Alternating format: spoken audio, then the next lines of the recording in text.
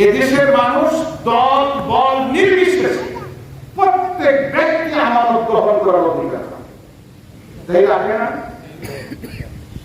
যেখানে যাকে ভালো পাবেন, বিশ্বাস হবে আমানত রক্ষা করবে, গরিবের আমানত রক্ষা করবে, দেশের সম্পদ রক্ষা করবে, মানুষের অধিকার ফিরিয়ে দিবে।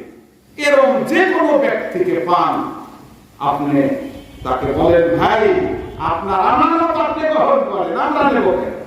গুরদাসপুর গোড়াই গ্রাম মাটি ও মানুষের নেতা, জননেতা, এমপি পদপ্রার্থী হযরত মাওলানা মুফতি আব্দুল আহাদ সাহেব, হযরত মাওলানা মুফতি আব্দুল আহাদ সাহেব।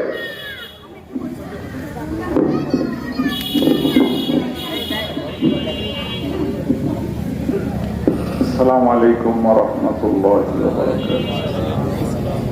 الحمد لله رب العالمين. الصلاة والسلام على سيدنا محمد وعلى آله وصحبه إلى يوم الدين. أعوذ بالله من الشيطان الرجيم. بسم الله الرحمن الرحيم. إنا عرضنا الأمانة على السماوات والأرض والجبال فأبين أن يحملنها وأشفقن منها وحملها الإنسان إنه كان ظلوما جهولا سبحانك لا علم لنا إلا ما علمتنا إنك أنت العليم الحكيم. ईमानदार भाइरा, সূরা আহজাবের একটি আয়াত আমি তেলাওয়াত করেছি। এই আয়াতে আল্লাহ জাল্লা জালাল আমাদেরকে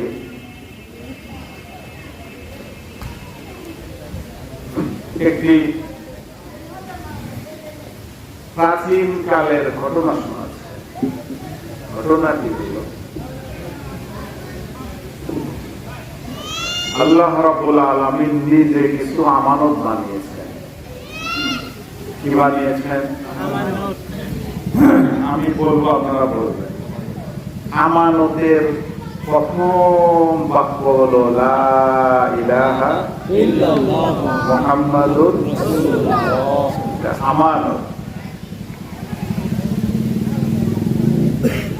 5 ওয়াক্ত নামাজ বলেন আমানত, রোজা আমানত, হজ আমানত, যাকাত আমানত, সব আমানত। এই আমানতগুলো আল্লাহ রাব্বুল আলামিন পৃথিবীর সবথেকে ভারী এবং বড় মাখলুকের সামনে রেখেছিলেন। এই যে আমরা যে পৃথিবী দেখি, তাকে ছোটখাটো মাখলুক না, অনেক বড়। পাহাড়, আল্লাহ বলেন ইন্না আরাদনা আমানা আলাস সামাওয়াতি ওয়াল আরদি ওয়াল জিবাল। আমি আমানতগুলো আসমানকে বলেছিলাম এইগুলা নাও, জমিনকে বলেছিলাম নাও, পাহাড়কে বলেছিলাম নাও। সবাই অস্বীকার করলো, না আমি এগুলো বহন করতে পারবো। আমরা ইনসান, এই আমানত আমরা বহন করেছিলাম, আলহামদুলিল্লাহ। বলেন তো সারা পৃথিবীতে কালিমা আমানত ধারণকারী কি পরিমাণ মুসলমান আছে?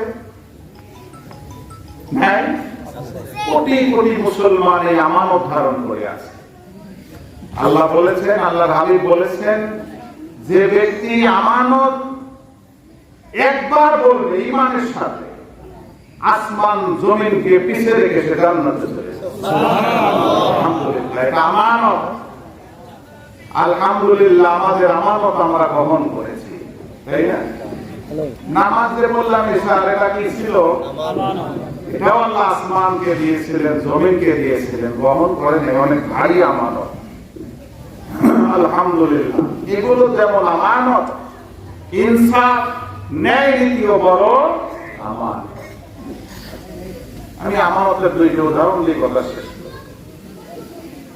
আমিরুল মুমিনিন ওমর রাদিয়াল্লাহু তাআলা জুমার খুতবা দিতেছিলেন। ওনার গায়ে চাদর ছিল দুইটা। একজন দাঁড়িয়ে বললেন, রাষ্ট্রীয় কোষাগার থেকে সবাই একটা করে চাদর দিচ্ছেন, আপনি দুইটা কই পাইলেন? এই যে ন্যায় নীতি ইনসাফ, এটাও কার আমানত, এটা আমাদের বহন করতে হবে।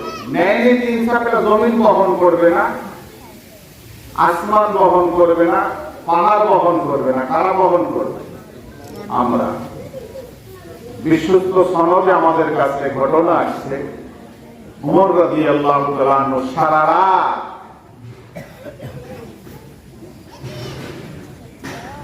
বিভিন্ন মানুষের অবস্থা দেখার জন্য ঘোরাফেরা করে শেষ রাতে এসে এক দেয়ালে টেক লাগায় শুয়েছিলেন। ঘরের মধ্যে মা আর বেটি কথা বলে। মা বেটিকে বলে, আজকে দুধে পানি মিশানো, দুধ কম। বেটি বলে, মা দুধে যে পানি মিশাবে, উমর না পানি মিশাতে না করছে, এই দুধে পানি মিশায় বিক্রি করে, এটা আমানত রক্ষা হলো না আমানত নষ্ট হয়ে গেল? এইভাবে আমানত নষ্ট করলে জমিন আমাদের কথা শুনবে না, আসমান আমাদের কথা শুনবে না, পৃথিবীর কেউ আমাদের কথা শুনবে না। মালিক রাগ করবে যে আমানত নষ্ট করছো কেন, তোমার আমানত রক্ষা করা দরকার ছিল। মা বলে, নিয়ে বলে, মা খলিফাতুল মুসলিমিন না করছে মিশাতে, বলে এই জায়গায় তোমার খলিফা কোথায় থেকে আসবে? তো বলে, খলিফা না আসলো, আল্লাহ যিনি আমানত দিচ্ছেন, আমানত ওলা তো দেখে, তাই না? উমর রাদিয়াল্লাহু তাআলা পরের দিন খবর নিয়েছিলেন, নিজের ছেলেকে ওই মেয়ের সাথে বিয়ে দিয়েছিলেন। যারা আমানত রক্ষা করে তাদের ফল ভালো হয়। সুবহানাল্লাহ। আমানত, আপনার আমানত আপনি গ্রহণ করেন, এই আমানত তো কারো কাছে দেয় নাই, আমার জিনিস নাকি, আমার আমানত আমাকে গ্রহণ করতে হবে। ন্যায় নীতি ইনসাফ প্রতিষ্ঠা হলে যিনি প্রতিষ্ঠা করবেন পৃথিবীতে তিনি চির অমর হয়ে থাকবেন। পৃথিবীর এমন কোন মানুষ নাই তার নাম মুছে দেয়। খলিফা ওমর ইবনে আব্দুল আজিজ রাহমাতুল্লাহি আলাইহি এই মেয়ের বংশের একটা ছেলে ছিলেন। উনি যাকে বিয়ে করেছিলেন পৃথিবীতে বিরল একজন নারী ছিলেন।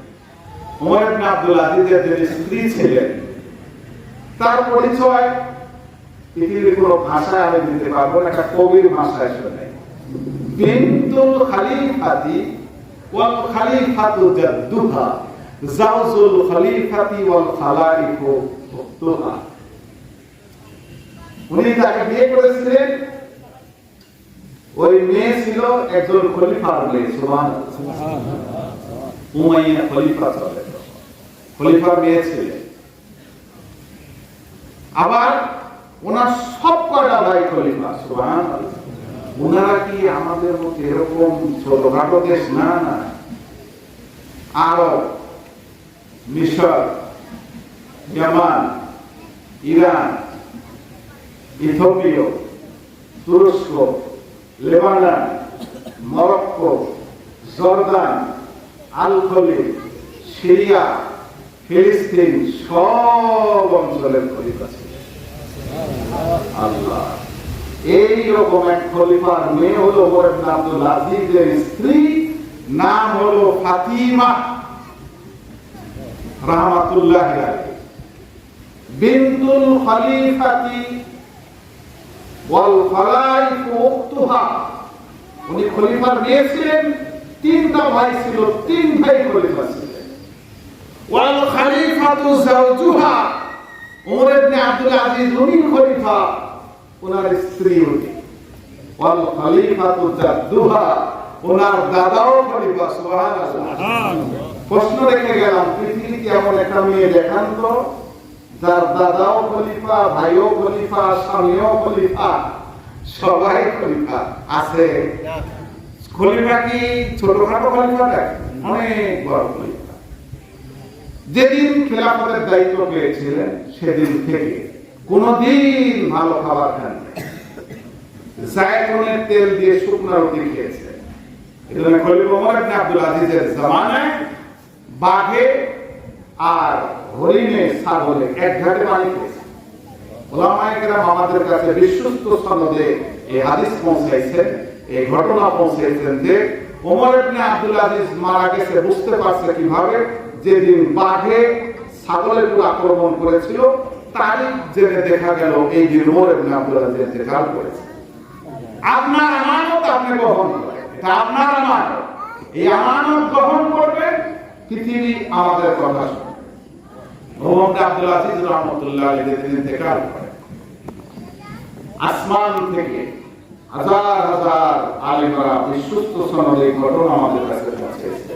আসমান থেকে একটা সাদা কাগজ উঠতে উঠতে উঠতে এসে ওনার কফিনের উপর পড়েছিল। কাগজ হাতে নিয়ে দেখা গেল যে কাগজে লেখা আছে ওমর ইবনে আব্দুল আজিজ জাহান্নাম থেকে নাম কেটে জান্নাতে নাম দেওয়া হয়েছে। সুবহানাল্লাহ। আমানত গ্রহণ করে, যে কেউ গ্রহণ করে। এই আমানত আপনারা গ্রহণ করেন, যে কোনো ব্যক্তি গ্রহণ করতে পারেন, যে কোনো দলের ব্যক্তি গ্রহণ করতে পারে, যে কোনো দলের ভালো মানুষই আমানত গ্রহণ করতে পারে। এদেশের মানুষ দল বল নির্বিশেষে প্রত্যেক ব্যক্তি আমানত গ্রহণ করার অধিকার, তাই রাখে না? যেখানে যাকে ভালো পাবেন, বিশ্বাস পাবেন, আমানত রক্ষা করবে, গরিবের আমানত রক্ষা করবে, দেশের সম্পদ রক্ষা করবে, মানুষের অধিকার ফিরিয়ে দিবে, এরকম যে কোনো ব্যক্তিকে পান, আপনি তাকে বলেন ভাই আপনার আমানত আপনি গ্রহণ করেন, আমরা নেব কেন? ফজরের নামাজ আমানত গ্রহণ করেছেন, কালিমা আমানত গ্রহণ করেছেন, হজ আমানত গ্রহণ করেছেন, যাকাত আমানত গ্রহণ করেছেন, ন্যায় নীতি বিক্রি যেন না হয়, আল্লাহর বিধান মতে যেন বিচার হয়, এইটাও আপনারা আমানত। এই আমানত আপনি এমন এক দায়িত্বশীল নেককার মানুষের হাতে দেন, দল বল নির্বিশেষে সবাইকে দিতে পারে। যারা এই আমানত রক্ষা করবে, আল্লাহর খালেস বান্দা, তাদেরকে আমানত তুলে দেন, ভাই আপনি নেন। এভাবে যদি আমরা আমাদের আমানত নীতিমান সৎ ভালো মানুষ দল বল নির্বিশেষে যার হাতে তুলে দেব, ইনশাআল্লাহ তার দ্বারা দেশের একটা প্রাণীরও ক্ষতি হবে না আশা করা যায়। আল্লাহ রাব্বুল আলামিন আমাদের আমানত বোঝার তৌফিক দান। আমিন।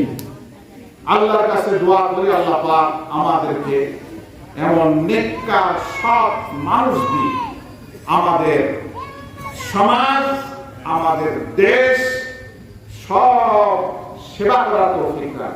আমিন। আসসালামু আলাইকুম ওয়া রাহমাতুল্লাহি ওয়া বারাকাতুহু।